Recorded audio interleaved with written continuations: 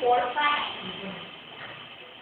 These grids included that there are four elements that make up the ancient world: fire, earth, water, and air.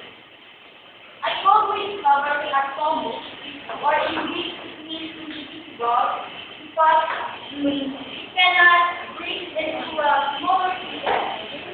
I experimented myself and I break it into pieces and more into pieces and smaller pieces, and then smaller pieces cannot break into more smaller. That's not pieces. After my father died, I traveled a lot of places like Egypt, Persia, and maybe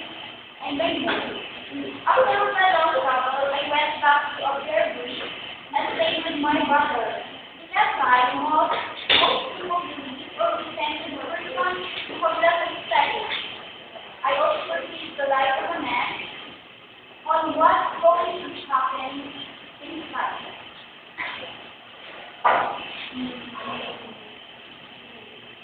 I only went to the city and thought that everybody started for complete happiness in life. I still hold the man who discovered the apple.